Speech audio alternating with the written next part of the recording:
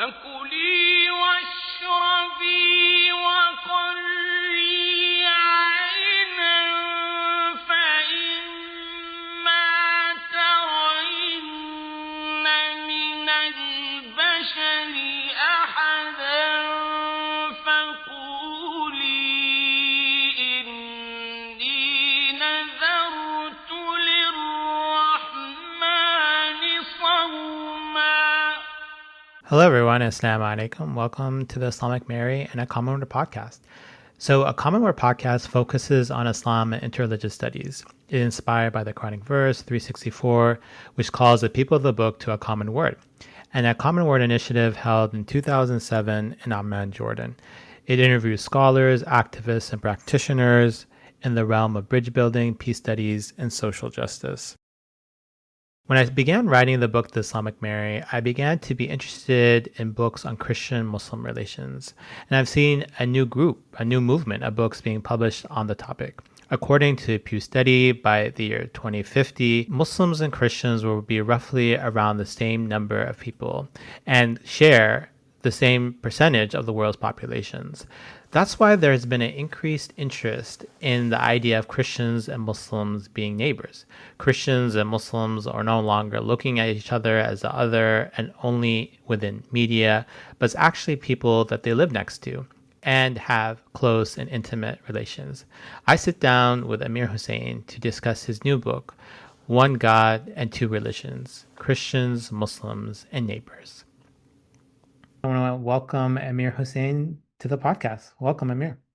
Great to be with you. I really appreciate the chance to talk with you on this podcast. I'm so happy that you're here, Amir, and I've been following your work for a long time and got opportunity to read your new book, One God and Two Religions, Christian Muslims as Neighbors. So first, as a tradition we have on this podcast, is for the author to introduce themselves. Specifically, could you speak about your spiritual and academic biography? Sure, and thanks for that. So I'm Amir Hussain, born in Pakistan in Lahore, came to Canada when I was 4 years old. So my first language was Urdu that I could speak. Came to Canada, and so the first language to read and write was English. Grew up in Canada, in Toronto, literally like kindergarten to my PhD. And that was a moment like in 1970 in Toronto. Toronto was a very white, very British city. Now, 50 years later, Toronto is this, extraordinarily cosmopolitan sort of place. It wasn't that way in 1970 there. And so, you stuck out as the South Asian, Pakistani immigrant. Now South Asians are everywhere. They're masajid on not quite every street corner, but there are halal stores on every street corner. It's a very different world in 1970. Grew up working class, grew up Muslim. And so the Muslim part is sort of interesting because, there was one masjid at that point in the Toronto area. And of course, we lived away from that. And both my parents worked in factories. So you didn't go to the masjid as a regular thing. You went for Eid if you could. But even there were some issues, like if Eid falls on a Tuesday, or your parents able to get off work, very different world than one little halal food store attached to that mosque or close to that mosque. And that was it. Now there's a halal food section in the local supermarket. So, very different kind of thing. So to be a Muslim in a minority setting was a very different kind of world there. Grew up working class. And if you'd asked me in high school, what do you want to be when you grow up? I would have said a doctor. A, because that was the smartest thing I could think of. And B, as like the child of immigrants, you had four career options. You could be a doctor, you could be a lawyer, you could be an engineer, you could run your own business, and that was it. There were no other kinds of things. Hmm. And my parents hadn't been to university. Both my parents, had a high school education. They both worked in factories. And of course, as immigrants, you want something more for your children. You want your children to have a better life than you. And so I went to university, and within the first, I don't want to say the first week, but certainly within the first month, that moment of, oh, here's a place where ideas are important. Here's a place where you can actually make a living reading and writing. There's this category called like intellectual. That's a thing. If you'd asked me in high school, do you want to be a teacher when you grow up? I would have said no, because I saw what my friends did to elementary school teachers and high school teachers. It was not pleasant, Mhm. Then you get to university, it's like, wait, the smart kids run this place, and it's not just academics, it's sports, it's art, it's music, extraordinary. So within, like I said, maybe not the first week, but certainly the first month, it's like, I want to do that for a living. I want to be a professor. And then it's like, well, okay, how do I do that?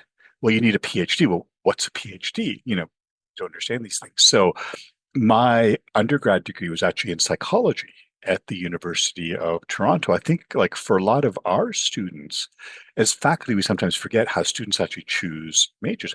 I chose psychology because of the courses I took in my first year. I found psychology the most interesting. And so you take another course, and at the University of Toronto, you have to declare a major. So I majored in psychology with a minor in English. The University of Toronto at that point had like the largest English department in North America, extraordinary sort of place there. And, you're taking courses on English literature and you realize that, oh, well, you have to know the Bible. If you really want to understand English literature, you have to know the Bible. I didn't know the Bible. So I get to take a course in the Bible. But then I'm thinking back to the spiritual autobiography part. I'm a Muslim. Maybe I should learn something about my own religious tradition. So I'd grown up as a Muslim. I tried to practice as we could. Like I said, it wasn't like it is now, where you can literally, we have a masjid, we have a masjid with masala, we have a prayer space on our campus at LMU. Mm. That wasn't the case, back then. Like we sponsor a number of iftars. You didn't do that, in Toronto in 1970. So growing up Muslim, but not really knowing much about the tradition, in the same way that, you could be a devout, observant Muslim. And I say this to many of my Muslim students, not to get too far ahead of ourselves, but, in my Intro to Islam class, say, look, just because you're a Muslim doesn't mean you're going to get an A in this Intro to Islam class. Just because you're a native speaker of English doesn't mean you're going to get an A in an English class, because the English class isn't just about speaking the language. The Islam class isn't just, oh, what are the five pillars? And did you fast this morning? Did you pray Fajr on time? It's like, why do Mhm. you pray Fajr on time? What's the history of the prayers? How do you understand the movement of the Prophet from Mecca to Medina? What happens when Islam comes into set? All those kinds of questions that as an observant believer, you may not know the answer to. So anyway, I took an Intro to Islam class, and that was my first chance to sit down and study the tradition, the first chance to any systematic way to sit down with the Quran and read it. And you get fascinated in this kind of world. And so back to what I started with, well, I want to be a professor when I grow up. Well, religious studies professor, what's that? Like, I don't want to be an Mhm. imam. I'm perfectly happy in my religious life, but I don't see myself as an imam or anything like that. And this idea that, well, no, you really have to like what you want to study if you're going to go on and do a PhD. And so the choice point, do I do a PhD in psychology or do one in religion? Well, I switched over to the study of religion. The University of Toronto had a great program for my master's, for my PhD, comparative program. So I looked at early Christianity, looked at Islam, um, ended up writing a dissertation on Muslim communities in Toronto. And, this was in the late 1990s. And was able to get a job in 1997 at the California State University in Los Angeles. So no intention of moving out of Toronto, but in academia, you know this, there's so few tenure track positions. If you get a tenure track position, you move, and it may literally be Mm. across the country, or in this case, in a different country. And so I come to Los Angeles. This is 1997, and there's not much call for an expert in Islam. Well, 2001 happens, with the terrorist attacks, and all of a sudden people are like, "Oh, you're a scholar of Islam. You know about contemporary Islam. We need to talk with you." And so, before 9/11, I would give a talk maybe once every 2 months, 3 months, to a local club, a Rotary Club, a library about Islam, Muslims. Post 9/11, for that first 6 months, it was probably every 2 days. It Oh, was wow. it was just astonishing. And so doing that, and I loved being at the Cal State University system, state universities. So I'd gone to the University of Toronto. Almost every university in Canada is a publicly funded university. You see the university as this great engine of transformation. I mean, the University of Toronto prides itself on being both academically elite and rigorous, best research university in the country, but also this great engine of social mobility, huge diversity of students. You bring in so many students. It's one of those rare elite institutions that takes in a lot of students. Most elite institutions, pride themselves on how many people we don't take in. The university takes in so many people and you put them out there in the world. So I love teaching in the state institution in Los Angeles, but every year, the problem with state institutions is you're dependent on state budgets. You're dependent on state legislature. So every year, more students, fewer resources. And we had a chancellor. It's funny what you remember from literally 20 years ago. Had a new chancellor that came in. The state system had 23 campuses, but there's a chancellor's office that sort of oversees all 23 of them, even though they're sort of independent institutions. And the chancellor said he saw the value of the California State University system, and I quote, as creating educated workers for the California workforce. And I thought, I thought I was trying to create educated citizens for the world, not workers for Mm. California. I mean, don't get me wrong. I understand the vocational part of our jobs. Yeah, parents send their kids to universities so they will get jobs, so they will get better jobs than if they hadn't gone to university. So I understand that part. But I'm not doing vocational training. I'm not training you how to be an accountant. I'm not training you how to be a firefighter. I'm not training you how to be a chef. I'm training you how to read, write, think, so you'll be a better accountant or firefighter or chef or whatever it is that you want to do. So I thought, okay, is there a place that is actually doing this kind of work?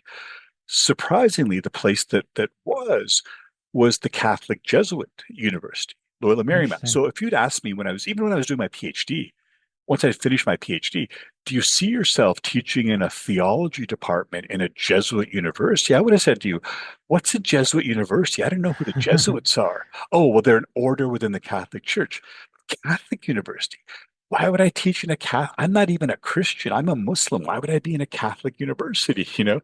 Los Angeles. I love Toronto. Why would I be in Los Angeles? 20 years later, so I've literally now been at this university for 20 years. I can't imagine a better place to be than this Catholic Jesuit university. For longer than I've been alive, the Catholic Church has a declaration, Nostra Aetate, the declaration of the Church with respect to non-Christian religions, that talks about the interaction with other religions, especially Islam. The Jesuits, since at least 1995, their 34th General Congregation, have talked about doing faith in dialogue with other religions and cultures. And it's a small liberal arts school where we do value reading and writing and studying abroad and learning a foreign language, all the things that are being cut out of the state programs. And so I can't imagine a better place to be than at this Catholic Jesuit school. And so just one last thing by way of finishing, you'd asked about sort of spiritual autobiography, academic autobiography, that you start as a scholar of Islam in Canada, in Toronto, you write a dissertation about Muslims in Canada, then you move to Los Angeles. So you start working about Islam in America and doing that kind of work. And then, like I said, 9/11 happened, and all of a sudden the work you do is much more relevant to people. Then you have issues like the first Trump administration. Now we're in the second Trump administration, the Islamophobia kinds of things that happen there.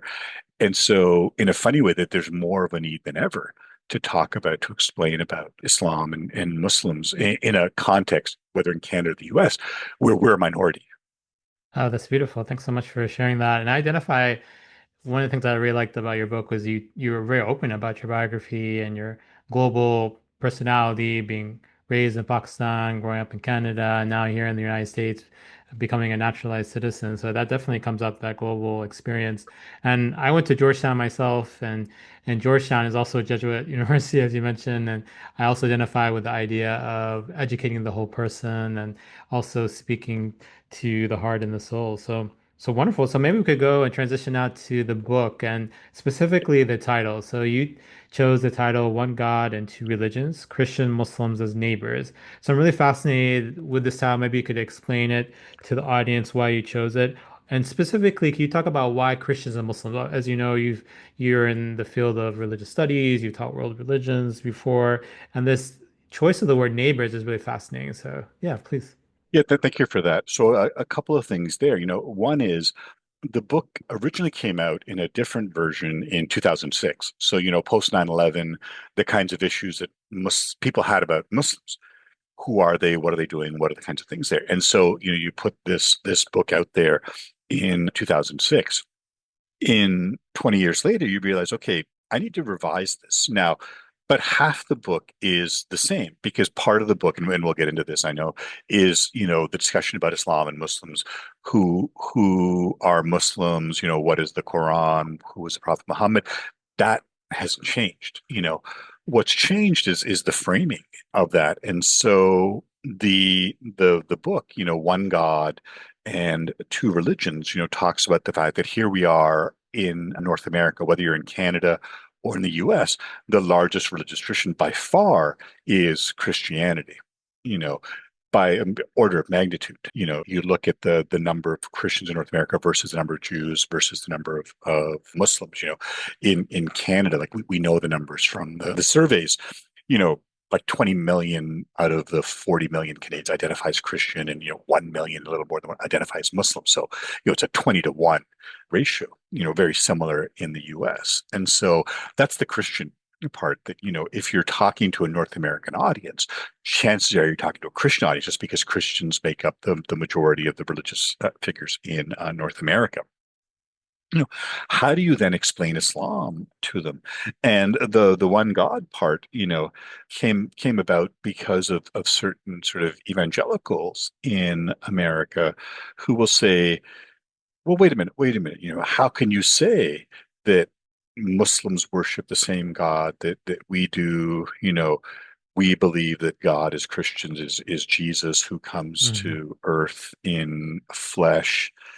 You as Muslims believe that Allah, isn't human, that Jesus isn't God come to earth. How can you say it's the same God? And you want to say, well, there's another group of people, right, who don't think that Jesus is God. That's the Jews.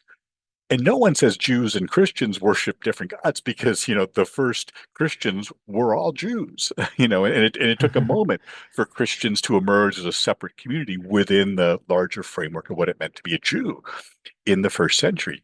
And to say that, no, no, no, no, we worship the same God. Now, we have very different understandings of who that God is, how that God acts in the world, the texts in which that God reveals, God's self to us. Yeah, very different understanding.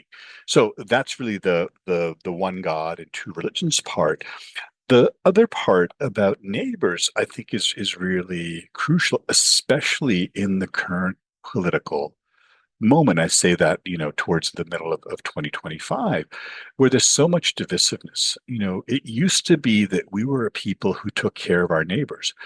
Now we've become sort of envious of our neighbors, jealous of our neighbors. Why does that guy have this? How come I'm driving a old car and he's got a new car? How come I look in his window and he's got this big flat screen TV and I've got this, like we have this kind of zero sum game, that, if my neighbor has something, then I can't have it, or somehow it's bad for my neighbor. And I'm like, how did we get here? Like, our religious traditions, and this is specifically for Christians and Muslims, if you look at the teaching of the Quran on neighbors, if you look at the example of the Prophet, who talked about, how you are to coexist with your neighbors, if you look at Christianity and the neighbor, there's a religious commandment.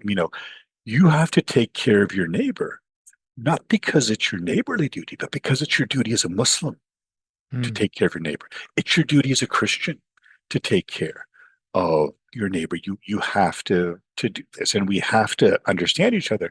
Now, part of that for me is back to spiritual autobiography. I say to my students, look, I was born in Lahore. I grew up in Toronto. I live in Los Angeles. I'm a city kid. The smallest of those three cities is Toronto, and it's the biggest city in Canada. you know Mm. so I've always lived with millions of people. Like, in the city, you depend on your neighbor. You may not see it. You may live in apartments, I did, where you don't know the neighbor on either side of you, but you buy your food in a store where someone else, has grown it, someone else has packaged it, someone else sells it. You get your water from a public water system that someone else has built. We are dependent on each other. We are dependent on our neighbors, but we often don't see our neighbors as neighbors, Mhm. especially going back full circle to the narrative that you see now in 2025 of Muslims being the other, of being dangerous, of being disloyal, of being un-American. You want to say, no, we're your neighbors, and I think That's really the crucial thing. So the book really is an introduction to Islam to a North American audience, which, as I said before, if it knows something about a religion, it's about Christianity because the majority of North Americans are Christians. And so it looks at a way to help Christians understand Islam. In a funny way, it also, I think, does the opposite. It helps Muslims understand a little bit about Christianity and the fact that, well, some of these teachings aren't so different. Some of these teachings, some of them are completely different. Going back to the Jesus point. Yeah, fundamental difference here. Like, do you believe Jesus is God, come to earth in human form? Do you believe that Jesus is, one of God's prophets who's very special, but completely human and not divine? Those are very different. But how does that Jesus, whether you're talking about the Christian Jesus or the Muslim Jesus, tell us how we're supposed to work in the world? How do we live with each other? The fact that those stories, I mean, you have a new book, coming out about the Muslim Mary. The fact that Mary is this crucial figure, and we can talk about this later.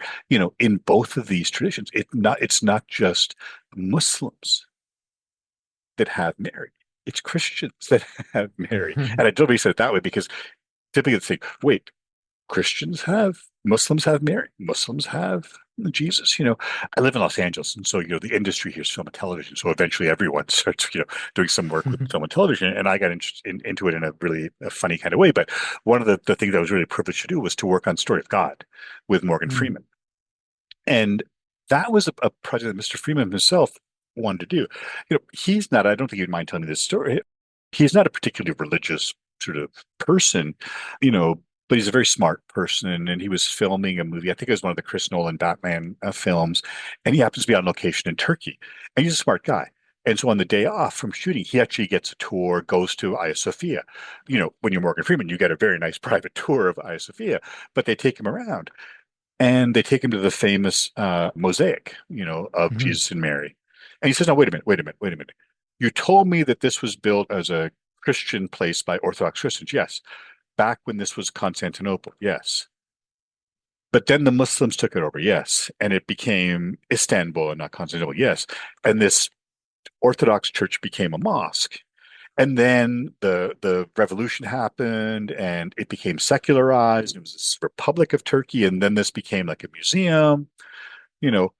But why do they have the image of Jesus and Mary?" And the docent guy said, "Well, Mr. Freeman, Jesus and Mary are important to Muslims." And he said, "Oh, I did not know that. And if I didn't know that, and that's like Islam 101, what else don't I know about Islam? What else don't I know about religion?" And so I think for many Christians to find out that, and you know this better than I do, Mary is mentioned more by name in the Quran than she is in the New Testament. You know, I have actually I'll move my screen so if you can capture this a little bit. There's a icon there that you see. Brother Robert Lentz, who's this wonderful Franciscan icon writer, wrote this icon for me, and you can see the image. It's Mary holding Jesus. It's a Christian icon, except you see the flames on their head, because if you look at traditional Muslim iconography, we used flames rather than halos. You see the palm tree with the dates because, as you know better than I do, the Quran talks about Mary giving birth to Jesus under a palm tree. But the sentence on the bottom in Arabic, and I didn't tell him to do this. I mean, the great thing about artists is artists will do what artists want to do. So when Brother Robert wrote this icon, he has this line from Surah 4 that talks about where the angels say, "Oh Mary, truly God has lifted you up, purified you, and lifted you up above the women in all the world." And you know this better than I do. The Quran always uses this phrase, Rabbul Alameen, for God. God is Lord of all the world, not just this world, but the other worlds, not just this world, but the world to come, all this thing. And the fact that Mary is given a really interesting title, the best woman in all the worlds, using a parallel kind of thing. And if I said to my students, okay, here's this line, "Oh Mary, truly God has elevated you, purified you, and elevated you above the women in all the worlds." Where does that come from? Well, it comes from Luke's gospel. No, it actually comes from the fourth surah of the Quran. And so I think it's those kinds of things, like those connections. Again, that goes back to the neighborliness. The fact that, Christians know, of course, in Matthew 25, that they're supposed to take care of their neighbor, because Jesus says, did you feed me when I was hungry? Did you clothe me when I was naked? Did you visit me when I was sick? If you did this to the least of my people, you did it to me. Well, this is what the Quran talks about the neighbor who's close, the neighbor who's far, the neighbor who's needs this kind of care. Like we're commanded, so I said before, we're commanded to do this.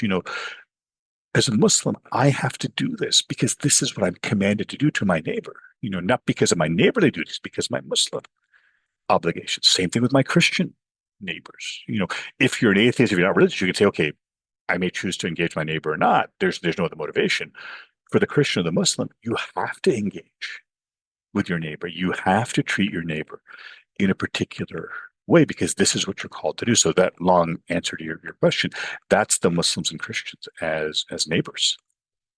Yeah, I love the idea of neighbors, specifically as you mentioned that when you're teaching Islamic studies, there is the stereotype of Muslims being perpetual foreigners. They live in the Middle East, as you know. So this idea of neighbors that they're actually in North America, they are amongst the largest religions and they're living side by side. And I love that point that this idea of being a neighbor is an Islamic concept as well as a Christian one. So why don't you walk us now through the book? You divide it in two sections. The first part it seems more of introducing Muslims and Islam, and then the second one you go into specific issues of dialogue. So Yeah, and so the book, and I should mention too that the book I was privileged to have the book published by Fortress Press, which is a really good press, that's based out of a Christian traditional understanding, of things. And so the first half of the book is divided into two halves.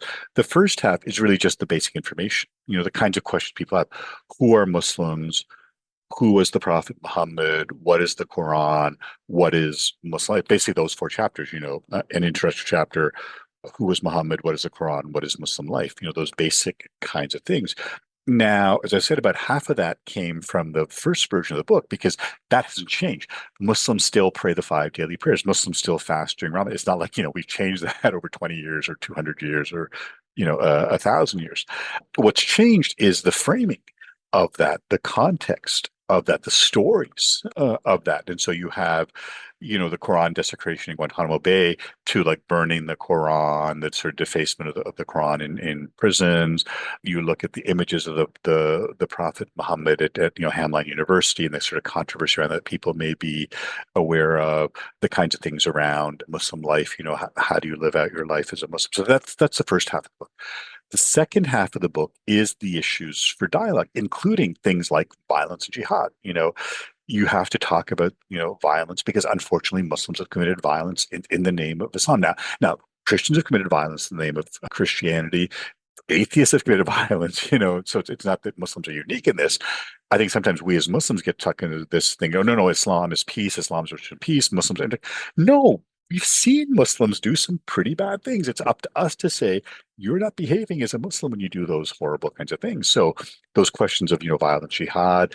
The other question, of course, is always the question of women, this notion of Muslim women as being oppressed and subservient. Again, without giving the book away, the chapter on Muslim women begins with the profile of a notable Muslim woman, Gigi Hadid. Now, most people say, well, wait a minute, Gigi Hadid, supermodel Gigi Hadid? Like Gigi Hadid, who's dating Bradley Cooper, Gigi Hadid? Yeah, guess what? She's a Muslim. Guess what? She's tweeted about being a Muslim. She's tweeted about, her Palestinian heritage, the kinds of things there. But, when you think Muslim woman, is Gigi Hadid the first woman that comes to mind? So, it's that kind of thing. So the second half looks at that and then ends with tolerance to dialogue and paths to coexistence. Like, how do we live together? How do we work together? Because, Christianity is the largest religion in the world. It's the largest religion in North America. Islam is the second largest religion in the world. It's probably the second largest religion in North America. There's probably more Muslims than Jews in North America. And so we have to get along with each other in the world, but here in North America. And so the book sort of looks at those kinds of things. So the first half really just the basics, who are Muslims and what do they do that make them Muslim? And the second half, what are the issues for both contention, particularly like violence, particularly around oppression, gender kinds of issues, and then how to move forward. All right, excellent. Yeah, I really found this, especially the second part, really fascinating because those are issues that come up in interreligious and interfaith dialogue, violence and jihad, roles of women and men, Sufism, and then f from tolerance to dialogue. So maybe we could drill in a little bit on this last chapter because this is a podcast on Islam and interreligious studies and how to engage with others and form relationships across religious difference. So tell us what you're talking about, or what were some of the major themes in that chapter, and maybe you could expand a little bit here on the idea of Jesus and Mary being shared figures. Yeah, and so I think there's a couple of things there. One is I was extraordinarily privileged to have as a mentor, Wilfred Cantwell Smith, and Wilfred was the great Canadian scholar of religion, I would say, in the 20th century. Without any argument, one of the great scholars of Islam in the 20th century. Extraordinary figure who was born into a Toronto that was even more Christian and even more British than the one I came to in 1970. So Wilfred decides in 1940 that he wants to learn more about Islam and Muslims. And he did something very radical. In 1940, there's probably 5,000 Muslims in all of Canada, Mm. relatively few, in Toronto. Now 2025 over 1,000,002, probably closer to 1,000,005, Muslims. Like Oh, when wow. when I left Toronto in 1997, I think there were like 30 masajid in Toronto, 33. Now there's so many more. When Wilfred was there in 1940, there weren't any. So in 1940, Muslims were the other. Muslims were exotic. They weren't our neighbors. Without getting ahead of myself here in Wilfred, one of his last books, he died in 2000, 1999. They revised one of his books as Patterns of Faith Around the World. The book was originally published as The Faith of Other Men. And he said, look, I have to change his title. The one is obvious, the one is less obvious. The men part, in 1960, we could talk about men and he and him as representative of all humans. We can't do that in the 21st century. We have to talk about the fact that, oh, by the way, more than half the world is women. How do we make sense of this and what do we do? So, I have to get rid of the men part, but I have to get rid of the other part because in 1960 and 1940, Muslims were the other, in Toronto, in Canada. In 2000, they're not. In 2000, they're your neighbor. They're on the street next to you. And so you Mhm. have to get rid of that other part. But anyway, so Wilfred in 1940 goes to the country with the most Muslims. That's before partition, India. Now Mm. Indonesia is the country with the most Muslims. And that's fascinating because, we talk about Islam, and one of the common stereotypes is that all Muslims are Arabs and all Arabs are Muslims. You want to say, yeah, no. Only about 20% of the Muslim world is Arab. It's a minority. And Mhm. B, half the Arabs in North America are in fact Arab Christians, and we forget about the fact that, oh, by the way, these people have been Christians for a long time. You want to annoy a Palestinian Christian, ask them when they converted to Mhm. Christianity, and they'll tell you, oh, about 2,000 years ago, when this guy Jesus came to our village, like we've been Christian longer than Europe has been a Christian. So anyway, all that to say that I love that about Wilfred, that he goes, for him, it's, I want to learn about Islam. Let me live with some Muslims. Let me go live with Muslims and take years to live with them, to learn their languages. Like Wilfred lived in Lahore for 6 years. I lived in Lahore for 4 years. Wilfred's Urdu is like the proper Lucknow, Delhi Urdu. My Urdu is like the gutter snipe Urdu. So, the fact that he lived in Lahore longer than I did, Urdu is better than mine. What does that tell you? Kind of thing. So for him, it was this no-brainer. And, he lives in Lahore from 1940 to 1946. I'm expanding on this point because we all know what happened in 1947. Partition, independence. India gets independence from Britain. India's partitioned into then, East and West Pakistan, East Pakistan now being Bangladesh and India. And within independence partition, you have horrific violence, anywhere between like 500,000 to 1,000,000 people killed.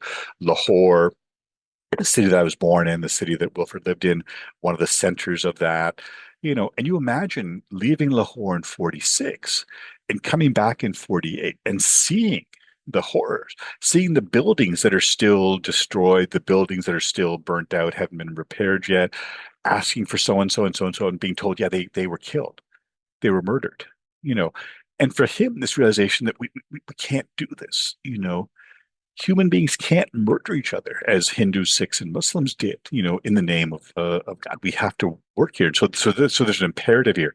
It's not just as an academic sort of describing things, but offering kinds of solutions here. And so that's where, long story, that's the tolerance and dialogue part, starting with Wilfred's example. You want to learn about Islam, make a Muslim friend. Go talk to some Muslims. I say this all the time. You could read any two books you want about Judaism, but you can get invited to your friend's house for Shabbat dinner, and you'll learn much more over the course of Shabbat dinner than any book. You want to learn about Islam? Yeah, read a book about Islam. There's lots of great ones. But get invited to a friend's place who will take you for Jummah prayer on Friday and have lunch afterwards. Who will take you for an iftar meal. Who will take you for a Eid celebration. That's where you begin to learn about, what is it Muslims do? What makes them Muslim? Where does that come in? Like it amazed me the number of people who, after 9/11, wanted to learn about Islam and they got a copy of the Quran. I mean, don't get me wrong. I think it's great. I think people should read the Quran. But this idea that, oh, Muslims wake up in the morning, read a page of the Quran, and that's their sort of marching orders, that's just completely ridiculous as saying, oh, you want to learn about Christianity, read the New Testament, because Christians wake up and read and I'm like, have you seen the policies in this country by people who call themselves Christians? They don't seem to be following this text. As I read the New Testament, granted, as a Muslim, it seems to talk about compassion for the poor and the unfortunate. The current political things by people who call themselves Christian doesn't seem to look at that. But it's that moment. You want to learn about Islam?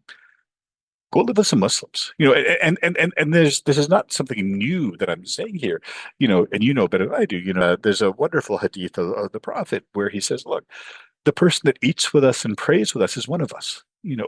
Who is us? Well, do you do what we do, our religious obligations? Do you pray with us?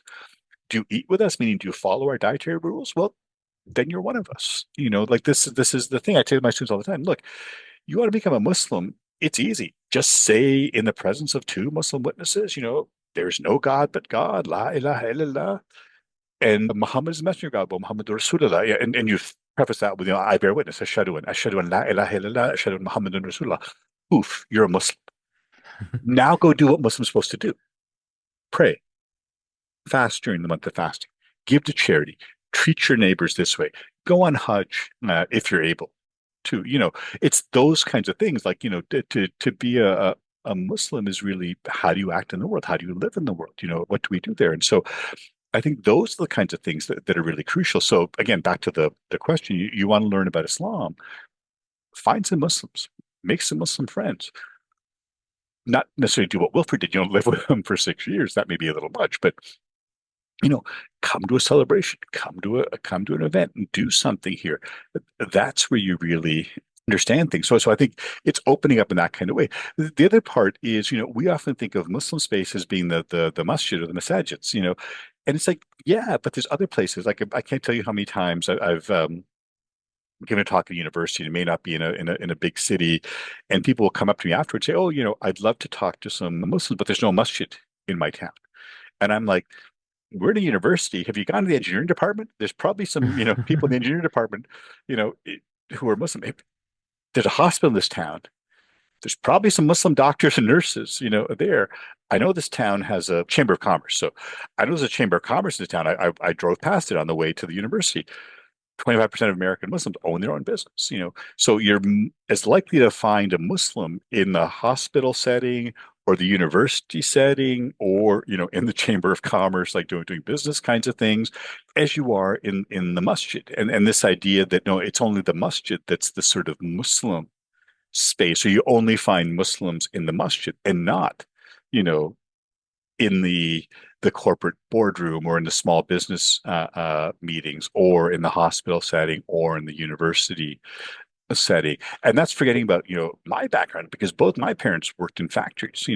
We forget, I think I'm talking now, we as Muslims, the fact that there's a lot of us as Muslims who are the underclass. People think of American Muslims as American sisters, people like you and I, academics, professors, people with PhDs, people with MDs, doctors, lawyers, engineers, professors. And yeah, there's a level of us who are like that.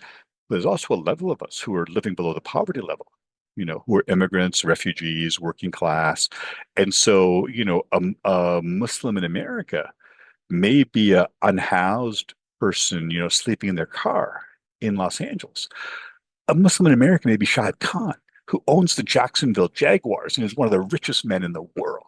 Like not just 1%. Like when you're an NFL owner, you're not 1%, you're like 0.001%. So a Muslim in America could be one of the wealthiest people in the world, or could be one of the most, poor and disenfranchised people in the world. And so, how do we understand, and this goes to, there's a current phase now in the study of religion where we talk about lived religion. How do we actually live this out? It's not just about text and ritual, but how is that actually lived out? Well, Wilford was doing that, you know, 80 years ago in 1940, going to live with Muslims to understand about Islam. Oh, that's wonderful. And I love the idea of friendship as part of interreligious dialogue and interfaith relations because, as you know, a lot of times people just run to the text, they go into more debate mode and exchange. But here, this idea of just spending time with a person, getting to know them, and that's something I try to do in my pedagogy also when I teach, to have them actually go to iftar dinner, have them interact with Muslims through virtual exchange in the Middle East and in Southeast Asia as well. And this really remarkable relationship with Wilford Cantwell Smith that comes out in the book. I mean, that seems like he was a great mentor to you and really role modeled that that spirit of interfaith and interreligious engagement. So, Yeah, and that nothing of my own merit. It's extraordinary privilege. I just happened to be. I grew up in this town that was Wilford's hometown. He taught at McGill, set up the Institute for Islamic Studies, moved to Harvard, nice place to be, ran the Center for the Study of World Religions, then retired back to his native Toronto. So I got to know him there. And then at the University of Toronto, working with these amazing people, like, on my committee. So Will Oxtoby, who was like Wilford, a Presbyterian Christian, Jane McAuliffe, who's a wonderful Quran scholar from, well, she came to Toronto and then went to Georgetown, and then after Georgetown, went to Bryn Mawr University, but a Catholic woman who's this great Quran scholar. And then Michael Marmura, and Michael was a Anglican Palestinian, one of the greatest teachers in Islamic philosophy. And of those four, only Jane, thankfully, is still alive. But this funny moment of here I am studying Islam with four Christians, two Presbyterians, an Anglican, and a Catholic, who know, like, Jane knows more about the Quran than I do, And so it's this funny moment of, you, it's not just I'm a Muslim, she's a Catholic, she's a Quran scholar, I am not, And so there's really interesting kinds of things there. But just having that opportunity, it's the same for you at Georgetown. I mean, you go to a great university, and one of the privileges of that is having these extraordinary people who sort of take you under their wing, and then you can sort of, pass that on to the next generation. And so for me, there's just very, a clear moment for me of like, yeah, I stand on the shoulders of giants, and I'm never going to write anything like Wilford did. I'm never going to write anything like Jane did with the Encyclopedia of the Quran. But I can pass on her teachings, and I often say to my students with complete sincerity and humility that, yeah, I'm sorry for you because I had extraordinary teachers, and you got me. You know, I ain't Wilford. I can give you their teachings, but you sorry, you're stuck with me. No, I'm sure they appreciate you as their teacher and role model and mentor. So maybe we can move to the conclusion. What would you say are some of the key takeaways, things that you want people to walk away from with reading your Yeah. book? Well, in the book, and I don't shy away from the current political moment. You look at the first Trump administration, the Muslim ban, things happen. You looked at, I was so privileged, again, just nothing of my own merit, to have Jack Miles write the foreword to the book. And I've known Jack for over 20 years. And for those that don't know him, in the study of religion, his first book, God, a Biography, won him the Pulitzer Prize. Everyone that writes hates Jack because his first book won a Pulitzer Prize. Like, your first book isn't supposed to win a Pulitzer Prize. That should be like this is my sixth book and I don't have a Pulitzer now. I don't write as well as Jack, but you know what I mean. Like, but Jack was just so extraordinary in, writing that forward for me. But he talks about, this book was written, at the middle of 2024, 6 months into the war after Hamas had attacked Israel. And, it goes into to press in the middle of 2024 and comes out at the beginning of 2025, right at the beginning of the second Trump administration. And so you talk about some of the kinds of things because when that becomes government policy, when the policy of the government is to ban certain people of certain religions from certain countries coming into the country, you see this. You see this with the demonstrations about Israel Palestine and what happens there. And so again, you can't not talk about this. It's the elephant in the room. So you mentioned some of those kinds of things. So I think the takeaway is, how do you understand your Muslim neighbor? What are the kinds of things that might help you to do that? Do you have a sense of the life of the Prophet? I mean, one of the chapters I'm proudest of is that chapter about the Prophet Muhammad, because I think, and I'm not asking you to self-disclose anything here, but I think for all Muslims, there's a sense of the Prophet as being someone within your family, Mm, and the same respect and compassion, where you may disagree or there may be issues, but they're your family. You're going to stand hmm. up for them. And to see the mischaracterizations, the kind of things, yeah, the prophet that the right-wing evangelicals are criticizing is not my prophet. My Muhammad Yeah. didn't do this. Like, do you know the kind of person that he was? Do you know how extraordinary he was? Do you know how he treated people? Do you know how he treated his neighbor? I mean, you know the story better than I do, that famous story of the neighbor that, every day would dump garbage on him, not just on his property, but on him, and, kind of waiting for the prophet to do his salah so he can, dump it on him. Hmm. And then one day, like, the guy doesn't dump the garbage. What's the prophet do? He goes around. He asks, like, what happened to him? He's sick. Oh, okay. What can I do? And it's like, who does that? Like who asks after a man who's literally like dumping garbage on you? Like, you look at the prophet when he goes from Mecca to Medina, that's not a pleasant thing. You're kicked out of your home. You're exiled. Your community is saying, we don't want you here. You know, 10 years later, you're in the position of authority. You're in the position of power. You literally have the power of life and death over these people, and everything by tribal custom, by custom, you could kill these people. But he knows that that's not going to do anything. What's he do? He forgives them. Think about that for a second. Think of the grudges we carry because so and so, said this about me. That, yeah, they didn't force me out of my home. They didn't make me flee. They didn't persecute my followers. And what's he do? He does this. And so again, that sense of trying to convey to folks, and again, there's a broad experience. I'm not saying that my experience as a Muslim is the only one. There's 2 billion of us almost. There's 2 billion understanding what it means to be a Muslim, Sunni, Shia, Ahmadi, Ismaili, from the 10th century, from the 20th century, rich, poor, male, female, whatever. But to get some sense of yeah, here's who we are. Here's why the Prophet is important to us. Here's why the Quran is important to us. And so I think those are the kinds of takeaways, to help you sort of understand this in a way that's sensible. And I think one of the things I'm proud is the wrong word. One of the things yeah, I'll say it. I'm proud of the book is you write it at a level where people can understand it. I think for many of us as academics, we live in this world where we have to be as erudite as possible with as many footnotes and hopefully in Arabic and Persian and Turkish. And don't get me wrong, I'm a scholar, but this is meant for the ordinary person, written at the level of that person. So you don't need to have footnotes and things like that. And again, that goes to one of my favorite sayings of the Prophet: speak to the people at the level of understanding. You know, with scholars, we can use these in technical terms. With other folks, we can't, and we shouldn't. Sometimes we do a disservice here, but by not talking in a way that is understandable to folks. And that, stop here. That's one of the reasons I'm so privileged to be on your podcast, to be able to have people just, sit and listen to a conversation, because that that's really is what we're doing here, in the book, in this podcast. Having like two people having a thoughtful conversation is terrible television. You would turn off a television show because it's not interesting.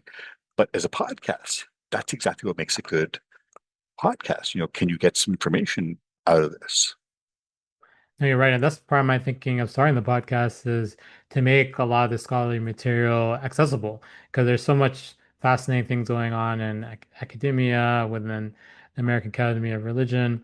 But for majority of people, I think listening to a podcast is a lot easier to digest and to understand. So wonderful. So to conclude, is there anything else you want to share? Anything specifically you're working on now that Yeah. you want to talk about?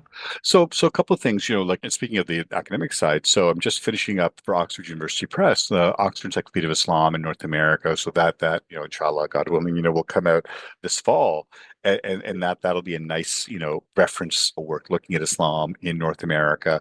So doing that, and then the nice thing about the university life is the teaching. I get to teach a wide variety of courses, not just about Islam, religion, film classes. I'm starting to work on a project on religion and music. I mean, and that's a great example because, we have this stereotype, oh, Muslims don't have music or music is haram. Like, have you been to the Muslim world?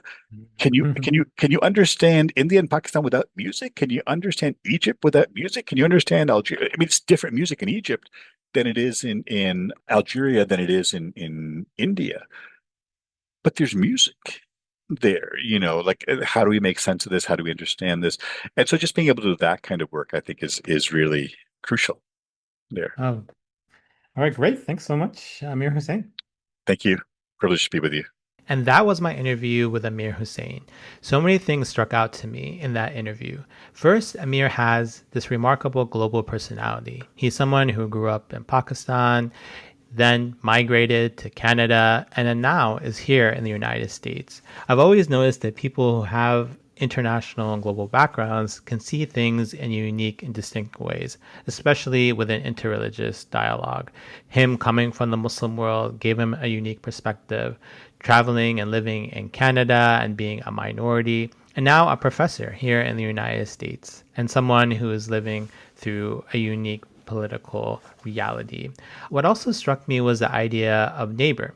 Oftentimes, we think of Christians living in Europe and in the United States, in the West, and Muslims living in the Orient, in the East, somewhere in the Middle East. But now we see increased interest of people seeing Christians as Muslims as neighbors, living side by side, sharing a similar world, and having close and intimate relations with one another. We see that the idea of neighbors is a uniquely Christian and Muslim concept.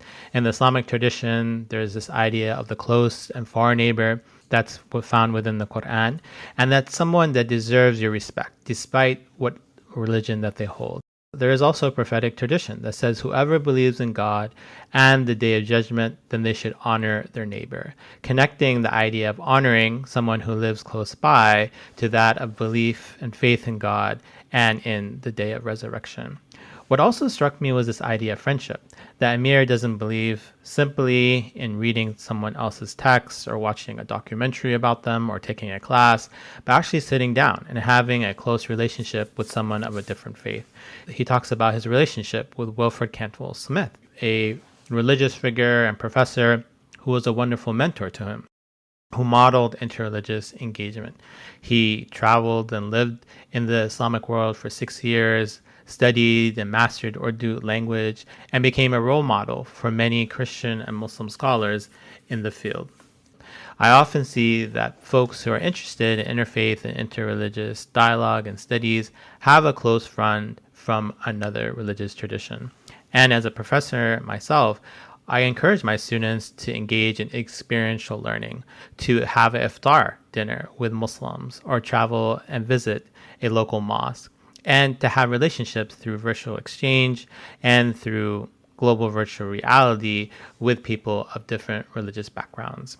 In conclusion, I would encourage you to subscribe to A Common Word podcast, which is available on the major podcasting streaming services such as Apple Podcasts and Spotify. Visit the Maidan website for more podcasts, blogs, and videos. You can pre-order my book on the Islamic Mary, which will come out on September 9th. Visit my website to learn more about my bio, research, and blogs. And join my listserv to be updated about my research, speaking, and publications, especially my forthcoming book on the Islamic Mary. Thanks for listening to A Common Word podcast.